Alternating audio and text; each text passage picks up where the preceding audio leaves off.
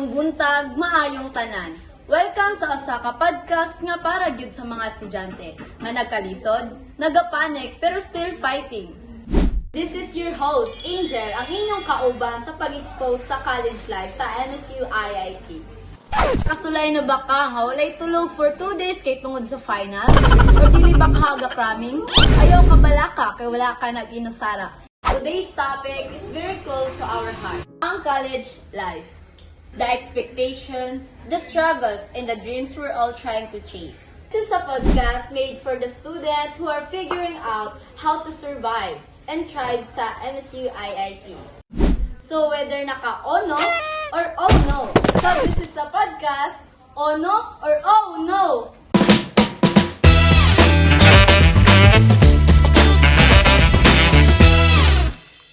Before we start, no, kay dili makumpleto ang atong podcast kung wala ang atong mga guests. Help me welcome Justin and Jenny.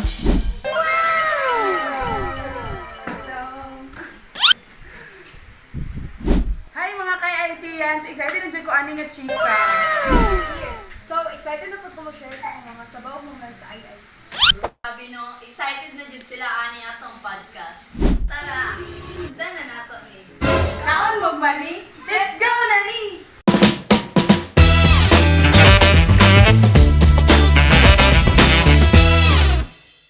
Musulod sa hugot part sa atong college life no kay sugdan sa nato og chill di ba?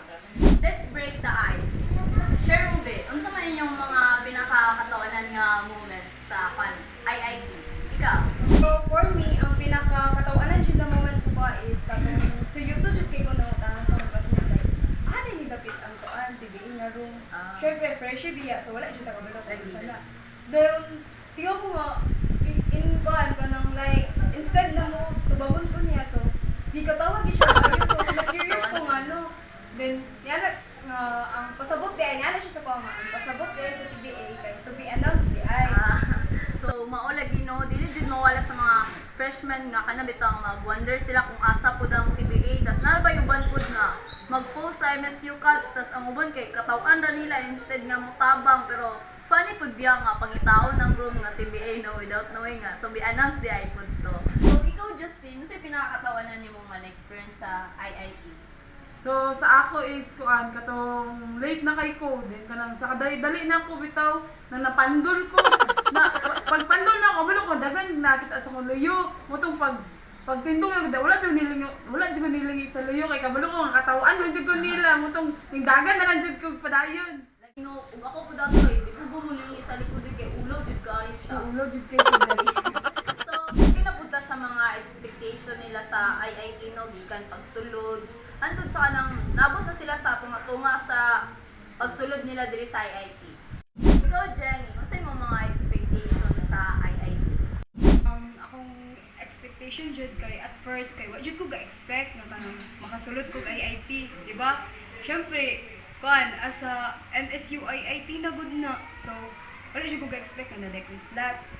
And then second day na kay kanang as a freshman. So, sugod sa klase. So, pag-enter pa lang jud ako sa gate kay kanang ano jud sa ko nga expectation jud ako sa nang estudyante nga kanang lisod sa ilaha bitaw nga mag-socialize bitaw sa mga freshmen like Napoy uban mangod ka nga mag-focus lang sila sa academic ba nang parang lisod kayong cake socialize. So, pero sa karon nung kana na kay like kanang circle of friends sa room.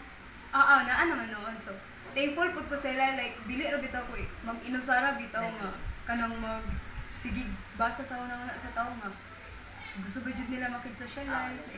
Thank you, Jenny, sa imong pag-share about sa imong mga expectation.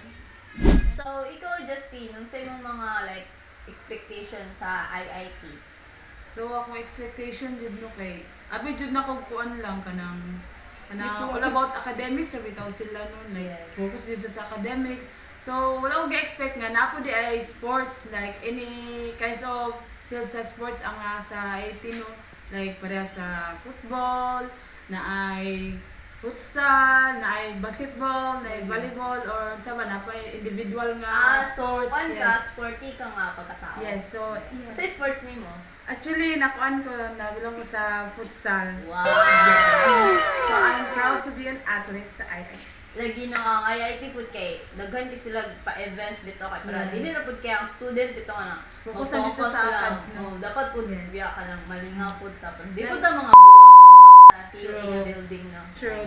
Napod isa po na itong example sa kanang dili lang jud sa ga-focus sa ACADS. Napod sila kanang kalingawan bitaw like intercal sa kanang by college, di ba? Lagi. Kasi itong palakasan. Yes. Di ba? Very kuan kay to kanang lipay jud kayo bibo. Yes. Bibo jud kayo ang palakasan.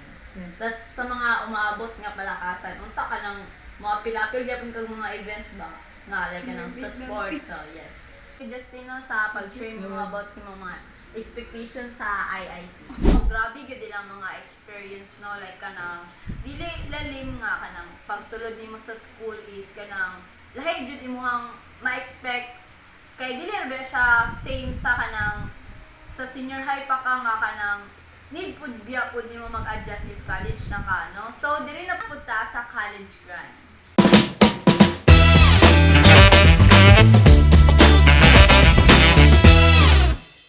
So, let's get real for a moment. So, dili jud lalim ang college life no, labaw na jud sa IIT. Let's talk about the grind. From academic pressure, sleepless night, to mental health. So, Justin and Jenny, unsay pinaka-stressful nga inyong na-experience sa quad IIT as a student?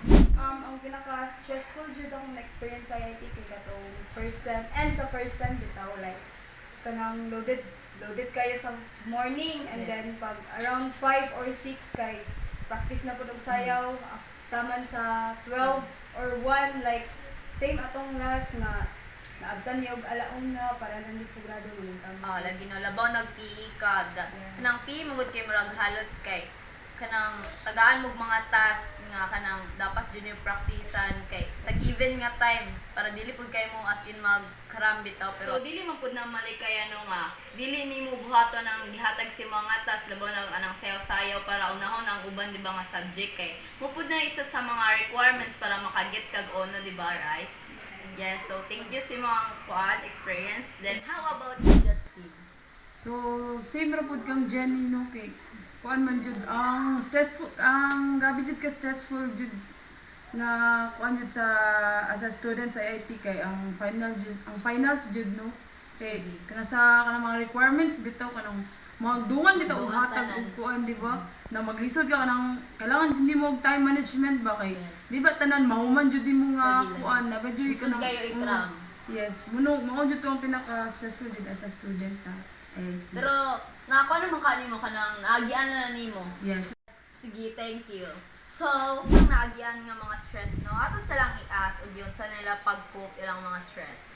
So, Justin, Ang coping mechanism sa akong mga stressful days no is mag-pray jud. lagi na put God first din siya. Yun kay sa prayer is kuan man jud kana importante man jud nga mag-pray ta no kay kanang Kay very powerful you guys. yes agree jud ta no. Prayer is the best weapon jud biya. Sige, thank you. So, Jenny, yung sa nimo pag-cope ilang mga stressful kay Justin so in addition lang po ni Justin kay dagaan jud natong time atong self like spending sa atong kaugalingon jud no kanang same sa kwa like mag-biking or mag-jogging ba and then of course pag kanang bukas na jud kayo sa pamati bitaw sa kakog simbahan and then dili pud para pud sa mga kaugalingon pwede pud ka mo hang out uban sa imong friends or sa imong mga trusted friends and chika-chika mo para relax lang sa uban. Lagi na para di na po kayo ka magproblema Yes, about sa correct. akal. Dapat Yes, po yes. mag-happy-happy. Okay, thank you kayo, no? Ikaw, unsa imong coping mechanism sa mga stressful day?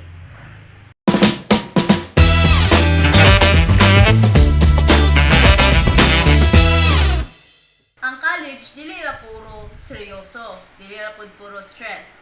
Ang college napoy kalipay, na mga usahay kabuang, napoy ang mga friends. So i-ask na to si Jenny ug si Justin ug unsay experience sila bahin ani.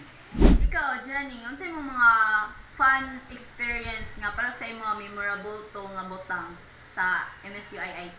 So sa ako kay kuan ang katong during sa palakasan bitaw like kanang supportive jud kay ka syempre supportive kay sa mong bias ato like finals to bitaw siya sa basketball. And Wala, then di tungod mo po kay sa ko. lagi ka lang tungod po sa ka-supportive bitaw kay andam na pud mo nga mga way sila important sa ingana bitaw. Di na malikayan. Yes, para sa ako kay memorable jud kay to kay first time jud ako to naka-witness sa unsa jud ay kangindot ang palakasan sa iyo. Lagi, no? Yes. Yes. Ikaw po, Justin, unsa mo mga fun experience nga para sa imong memorable? So sa ako is katong nagpilapas mi with classmates kay ito sa kuan gabi dito ka stressful pud to nung kay finals pud to ba then mo to nakauna-una mi nga wala magtilapas ta kay para makuan pud atong kuan ba tabak sa another labanan which is ang second sem.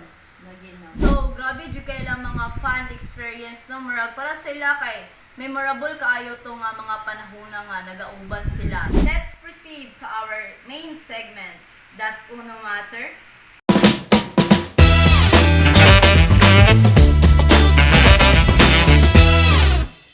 Here's the real question. Does Uno matter to you, Jenny? For me, neutral. Pero,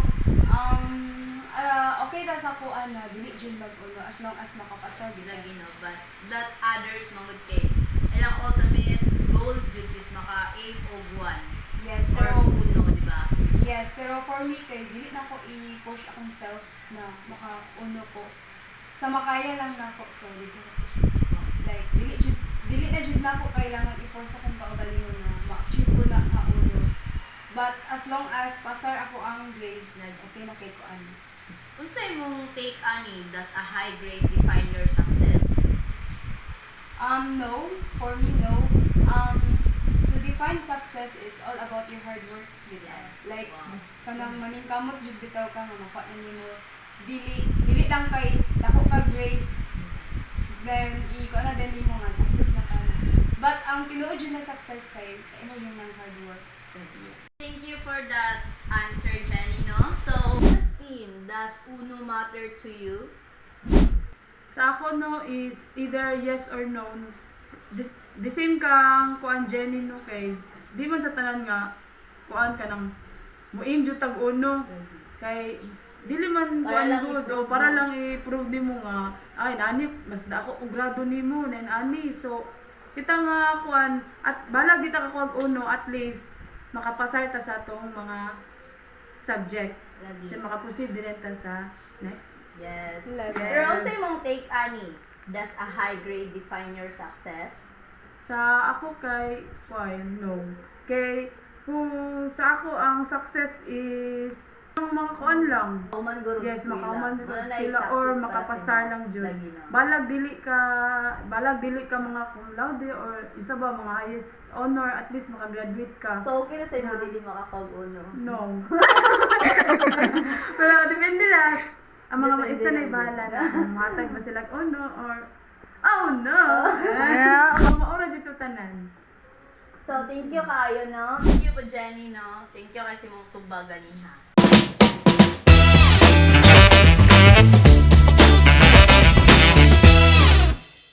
College, no? Dili jud ni malimtan nato ang mga sabaw moments. Ato silang i-ask kung unsay lang mga sabaw moments sa eskwelahan baka or sa gawas. So, ikaw, Jenny, ikaw na po akong pangutan-on. Unsay mo mga sabaw moments sa eskwelahan or di baka sa gawas sa eskwelahan? So, ako ang mga lutang moments sa while gikan ko sa eskwelahan bitaw like kuan to kanang sa among NSTP na klase like Padulong na kasi eskwelahan. no pauli ikan pauli. ko eskwelahan Ah. katong nasa NSTP Ah, na okay. klase. So, among sir ato kay nagkuan bitaw siya nag-discuss siya sa among about sa among water safety.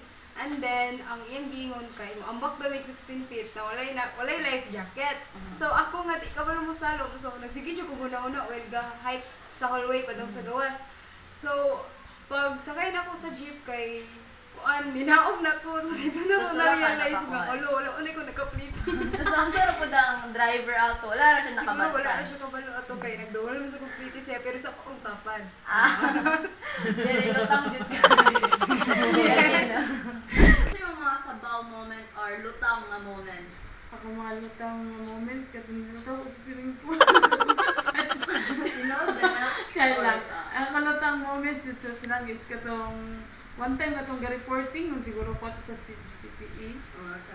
Like kanang explain ko ba din murag nautana siguro si mama to nagalit ra og tulala nilingi ko sa kuan sa sili naganak ko.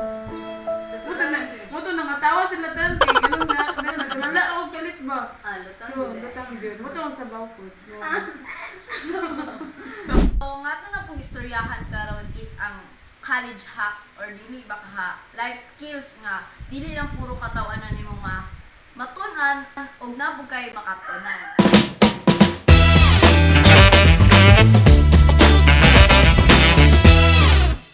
So, ato silang i-ask ug unsa ilang mga tawag sa mga umaabot nga freshmen, unsa ilang mahatag nga tips or di ba ka mga college hacks. So, atong i-ask first si Justin. Justin, unsa yung mga mahatag nga tips sa mga umaabot ay nga first year college po? So akong mahatag sa mga freshie no nga moabotay karon nga kuan nga year is time management jud. Lagi. Kay Kay kuan kay ngano man. So ani kanang kuan kay dili man jud nato matag-an manggod sa kanang mag Sa kadaghon. yes, sa kadaghanon nagmahatag ng mga requirements bitaw. Di na to basta-basta jud mag-cram. Og isa po, dili kalimtan ang kaon og pahulay. Mao jud na sa ato ang. Yes. Lagi na. Sige, thank you kayo, no? So, Jenny, isa yung mga survival tips sa NSUIIT?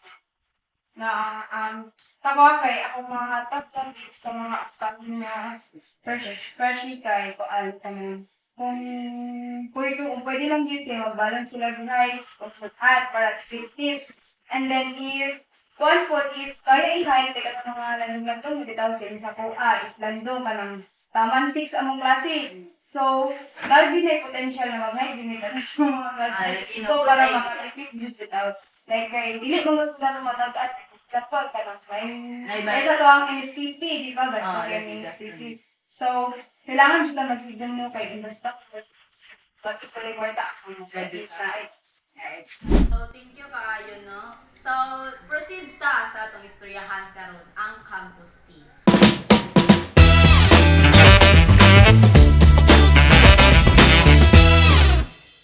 So, ato silang pangutan ng kung sa ilang mga nadungog nga chika-chika sa MSU IIT. So, pangutan ako ni mo na po, Jenny. Kung sa yung mga nadunggan nga chika-chika about sa MSU IIT or di ba sulod sa campus? akong nabal like mismo gipost din siya sa isa ka publication na every building dun sa colleges kay lagi siya horror story.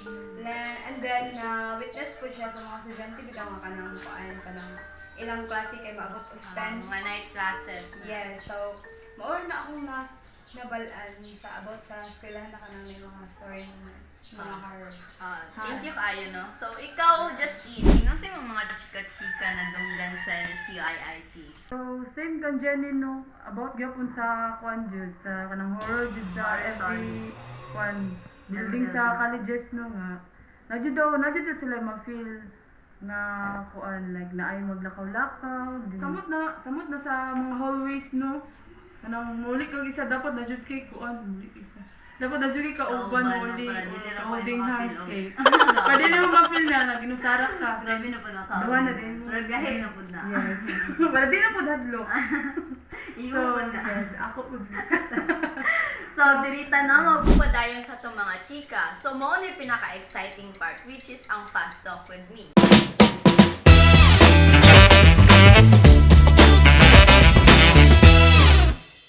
Ask na to silang mga questions sa among given time. Saba mo? Yes. Mo ni unang pangutana. Pabukid or padagat? Bukid. Pagkaon or katulog? Pagkaon. Kupya or bahalag zero? Kopya. Sabaw everyday or sleep is life? Sleep is life. Friends or uyab? Friends. College life or self-love? Self-love. College life. Parcel or yellow paper? Yellow paper. Night classy or white classy? Night classy. Magtuon or stock knowledge? Stock knowledge. Face-to-face or online classes? Face to face. Face to face. Library or tambayan? Library. Craft or uno? Finals or recitation? Final. Cutting class or late entry? Late entry. Group work or solo project? Group work. Budget meal or budget meal. Ay, grabe, Jud, no? That was so funny and sabaw at the same time. So, na-pressure ba mo sa kung mga gipang-as ganiha? Okay ra. Well, good sira. Good sira, good. Nagkatawa, na-surprise, pero ang pinaka-importante dira is nag-enjoy and we survived. Remember, College isn't about perfection. It's all about progress. I am Jenny Amos, And I'm Justin Abuda, your guest for today's podcast. podcast. Thank you for watching. And this is Podcast? Uno or Oh no! Bye! wait, what a ride. We've been through the sabaw, the Uno dreams, and even the tea. Thank you kaayo Justine and Jenny for joining us today. Super insightful and super relatable kaayo ko sa inyong mga chika ganiha. So, to everyone listening, please remember, college is tough but so are you. This is Angel, your host, and this is Uno or Oh No,